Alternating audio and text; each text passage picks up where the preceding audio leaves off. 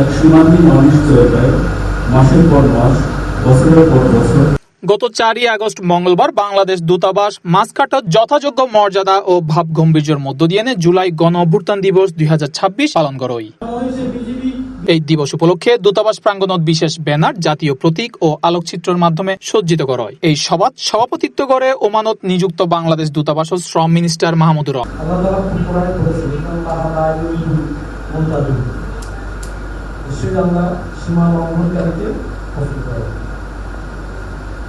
তাই হয়েছে। কিন্তু 17 বছর আমরা দেখেছি প্রতিটি পদে পদে সীমালঙ্ঘন, সাধারণ মানুষের সাথে, রাজনীতিবিদদের সাথে, সরকারি কর্মকর্তাদের সাথে সব জায়গায় সীমালঙ্ঘন হয়েছে এবং সেই সীমালঙ্ঘনের প্রথম সচিব আসাদুল হক। উক্ত আলোচনা সভাত আরো উপস্থিত আছেন পাসপোর্ট ও visa counsellor Mohammad Anisur Rahman, Mrs Mahmuda Khanam ও দূতাবাসের কর্মকর্তা কর্মচারীবৃন্দ। আরো উপস্থিত আছেন ওমানের বসবাসরত প্রবাসী, রাজনৈতিক নেতৃবৃন্দ, মিডিয়া কর্মী সহ আরো অনেকে।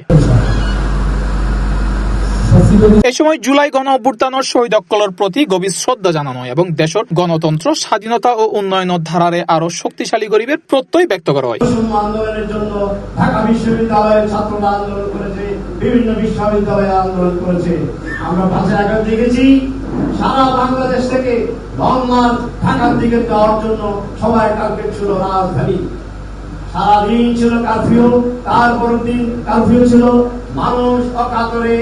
অনুষ্ঠানত জুলাই গণ অভ্যুত্থানের ঐতিহাসিক গুরুত্ব তুলি ধরিয়ে আলোচনা করা হয়। পরবর্তীতে রাষ্ট্রপতি ও প্রধানমন্ত্রীর বাণী পাঠ করে শোনানো হয়। বক্তব্য দেশের স্বাধীনতা, সার্বভৌমত্ব ও গণতান্ত্রিক মূল্যবোধ রক্ষায় ব্যয় করে ঐক্যবদ্ধভাবে হাজ গরিবের আহ্বান জানায়। ছাত্রদের C+ টিভি, চট্টগ্রাম।